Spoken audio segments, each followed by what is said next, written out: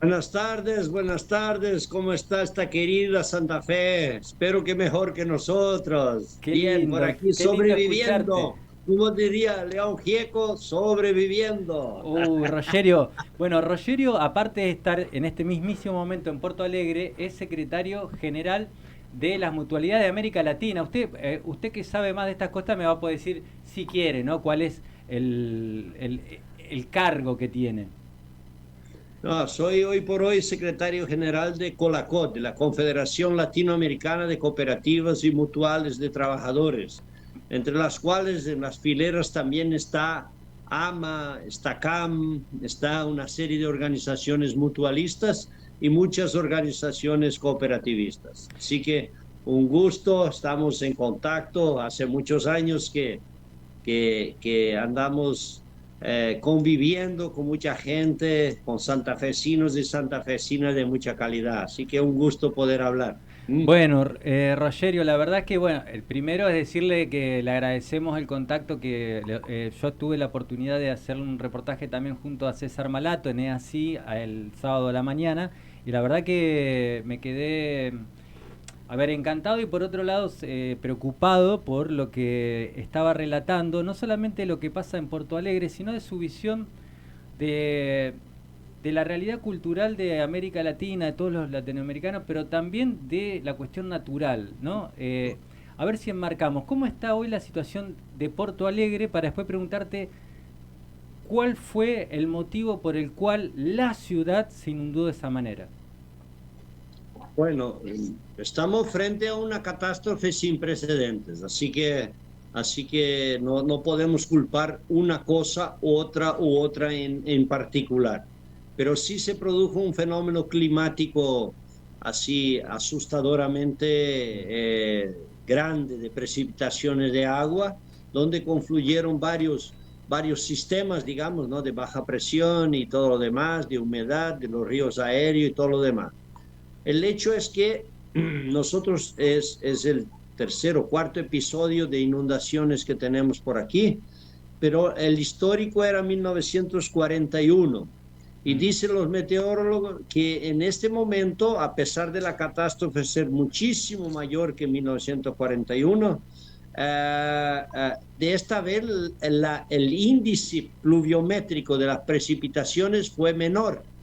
O Ajá, sea, con menor caída de agua, mayor impacto. a Bueno, ver, esto viene de varios motivos, ¿no? mm, Entonces nos obliga a tener una visión un poco más sistémica del proceso. Primero, que las ciudades aumentaron mucho y fueron ocupando áreas en donde deberían ser barcia de río, donde deberían ser bañados, donde se debería ser cuencas de agua y no de gente y casas y todo esto. Bueno, esto genera un modelo de desarrollo que hemos andado ocupando casi desordenadamente o ordenadamente, pero no coherentemente los territorios, sobre todo de lo que llamamos ciudades y megaciudades. mm, Entonces, esto de la región metropolitana y también de las ciudades que se fueron construyendo al paso de los ríos, de los 5 ríos que abastecen la cuenca de Porto Alegre, ¿no? mm. Entonces, en ese sentido, ¿qué pasó? Muchas comunidades que se fueron instalando durante centenas de años, ¿no? Alrededor de los ríos, de repente el río subió mucho más de lo que de costumbre.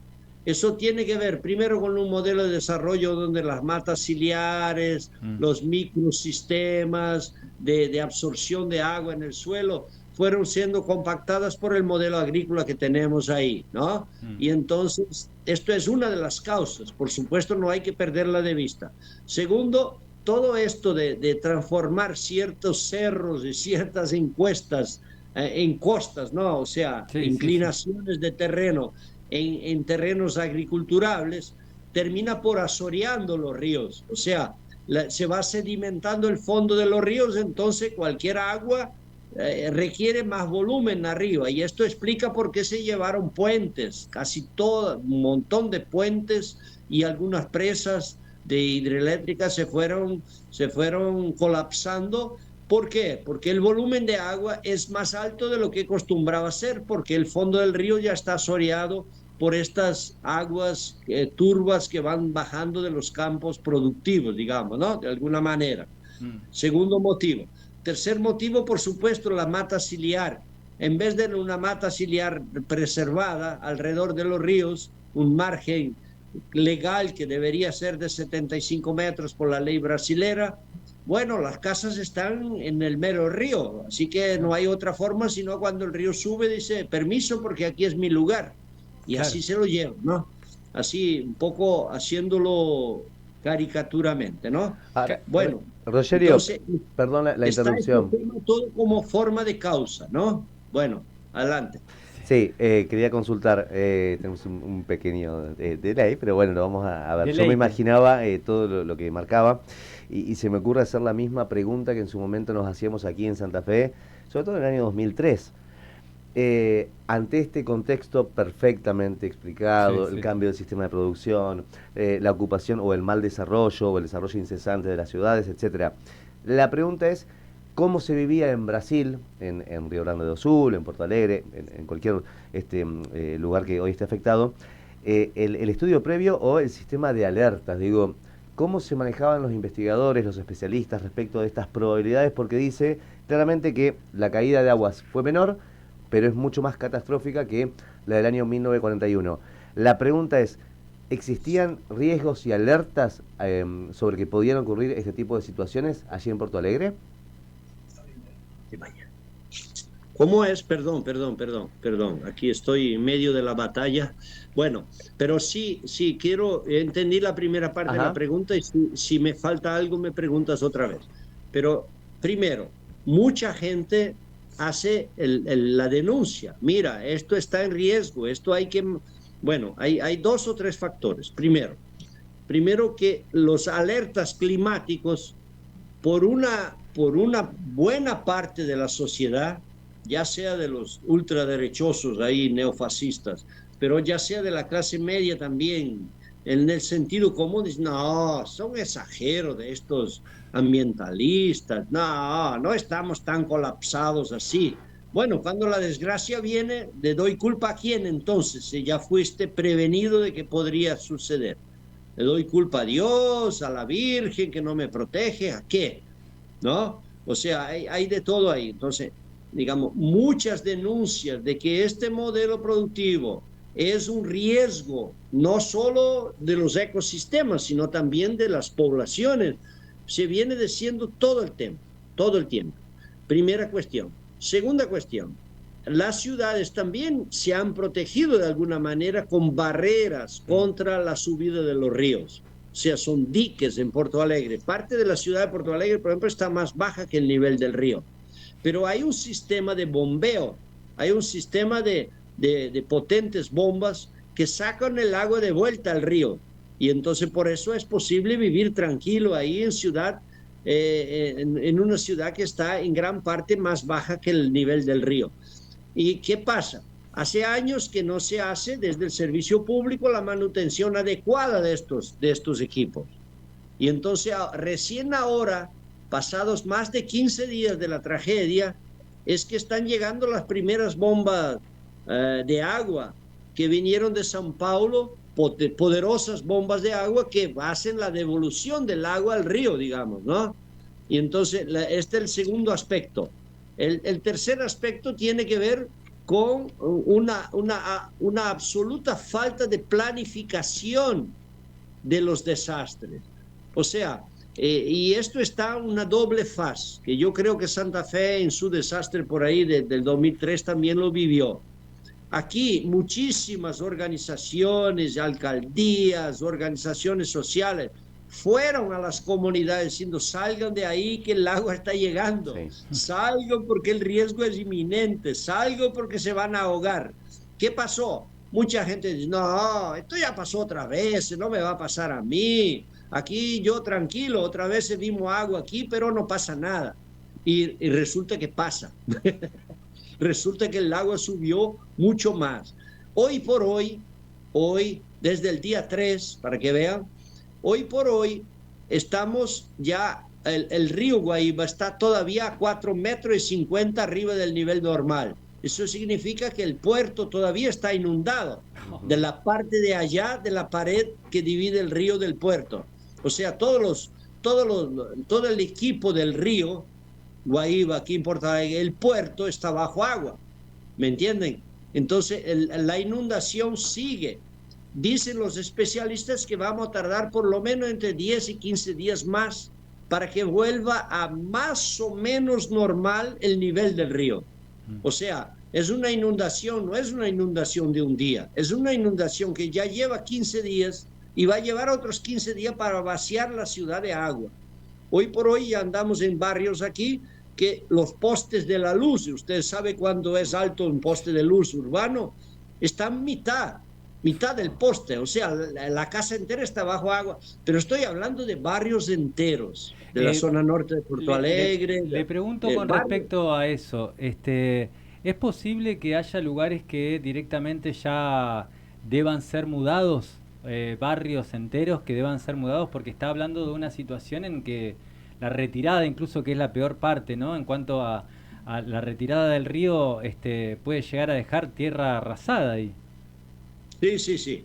Hay comunidades, sobre todo las que están en las márgenes del río, que son favelas, ¿no? O sea, son rancherías que ahí se fueron metiendo y viviendo ahí, ¿no? Y que es normal, la gente busca desesperadamente dónde vivir. Y en las islas del Guaíba, sabe que aquí frente a Porto Alegre está un conjunto de islas. Todo esto está bajo agua todavía. O sea, a veces se ven los techos de las casas y nada más. O sea, es un grande río ¿no? Imagínense cuando esto baja, ¿qué van a encontrar esta gente ahí? Estamos hablando de 550,000 personas que tuvieron que salir de sus casas. O sea, porque se inundó ciudades enteras. Estamos hablando de 100,000 personas que siguen en abrigos colectivos, sin las otras 450,000 que se alojaron en casa de un amigo, de un pariente, se fueron a la playa, se fueron donde pueda salvarme, porque mi casa está bajo agua, ¿no? ¿Cuándo no se la llevaron? El agua se llevó muchas casas enteras, sí, destruidas completamente, ¿no? Entonces, estamos hablando de mucha gente. Aquí los abrigos siguen full, sigue gente haciendo comida, 100,000 personas, son 75,000 personas solo en Porto Alegre, fuera de sus casas, en abrigos colectivos, de clubes sociales, de iglesia, de salones, de todo lo que sea equipamientos ahí que pudiera recibir gente alojada en colchones, en el piso y bueno, y haciendo lo que sea posible. El desespero del hambre ya empieza a bater fuerte aquí. Entonces, pero ya estamos en la tercera fase de la tragedia. La primera fase era desalojar la gente que el agua va a invadir su casa. Y entonces sacar la gente de ahí con barcos, con helicóptero, con lo que sea. Bien, fase 1. Fase 2, abrigar a esta gente, ya en casa de parientes, de amigos o en abrigos colectivos, como en nuestro caso aquí, la experiencia concreta nuestra, ¿no? Luego, estoy hablando de 100,000 personas en la región metropolitana de Porto Alegre. Luego, ahora empieza a bajar un poquito, el río ya bajó casi 1 metro, ¿no? Y entonces algunas casas ya empiezan a ser reocupadas. Sí, pero esta es la tragedia. Imagínate a una persona que vuelve, una familia que vuelve a su casa y la casa quedó 15 días bajo agua. Limpiar la casa, el desespero de los muebles, el desespero de los recuerdos, de las fotografías de los nietos, de la historia, de los documentos, de lo que sea que uno juntó. Y no estoy hablando solo, por supuesto los más pobres son los impactados, pero hay muchos barrios clase media, o sea, gente con casas más o menos que también el agua los invadió. Entonces, en ese sentido, es una tragedia literal en ese sentido. Pero luego de 15 días, muchas familias vuelven a sus casas con el desespero y con el clima psicológico de una deprimición. O sea, psicológicamente es comprensible. Yo no sé lo que es esto porque mi casa nunca fue invadida por agua, pero tenemos gente aquí de la economía solidaria, amigos nuestros, vecinos nuestros, líderes sindicales, políticos, que su casa estuvo bajo agua. Y aquí uno convive con ellos y ve y ve, ¿cómo se dice? Se ve la tristeza en el fondo del ojo, ¿no? En ese sentido, ¿cómo volver a la casa, limpiar todo, reempezar? Bueno, ¿qué pasó? Menos mal que Lula tuvo una postura de gobierno federal, instaló un gobierno federal, digamos, un gabinete especial de reconstrucción de la provincia, aquí en la provincia, intentando decir, ahora bajan todos los recursos posibles públicos para, primero, reconstruir casas, segundo, dar subsidios para la gente. Entonces ya fueron definidos que los impactados por el agua ya tienen dos subsidios, uno federal y uno de la provincia aquí nuestra. Y esto, para los que saben un poquito, como 7.500 reales, para la gente volver a la casa y decir, voy a comprar una otra nevera, un otro fogón, qué sé yo, un mueble mínimo para volver a vivir dentro de mi casa, ¿no? Entonces es un recurso extra que viene en buena hora y con menos burocracia que lo normal. Rogerio, le agradecemos muchísimo este contacto. La verdad que una de las cosas que a mí me llamó la atención tanto ahora como el sábado es que imagino que, o sea, porque lo vivimos y esto es de dimensiones incluso más grandes, aunque las dimensiones ya llega a un punto que son terribles, pero casi te diría la alegría con la que nos recibiste no sé cómo hacer o cómo podemos hacer para devolverte y devolverles toda la fuerza, toda la solidaridad que se pueda, por lo menos desde el punto de vista del corazón y de las energías para que puedan pasar este momento tan grave que sabemos que tarde o temprano también nos va a ocurrir a nosotros, porque el modelo productivo general y el negacionismo climático, que es ni más ni menos que un negocio, evidentemente tiene que ver con toda la región, ¿no? Lo que es Porto Alegre hoy, porque es una cuenca distinta, yo lo explicaba, es la cuenca del Guaivá, que termina en el Atlántico rápidamente hacia el este, no es lo que estamos viendo en Concordia, pero bueno, la verdad te agradecemos, te mandamos muchísima fuerza a vos, a todos tus compañeros y bueno, muchísimas gracias por este contacto. Gracias, un gusto poder cooperar y es bueno saber que tenemos esta solidaridad y este corazón en armonía en varias lateralidades. Queremos dejarle un gran abrazo y gracias por su solidaridad, cada quien con su fórmula, ¿no? Hay unos que rezan, otros que lamentan, otros que nos apoyan, otros que nos llaman. Gracias por todo, ¿eh? Bueno. Estamos necesitando de esta energía de ustedes para que saquemos adelante las cosas por aquí, ¿vale? Muchísimas gracias, Rogerio.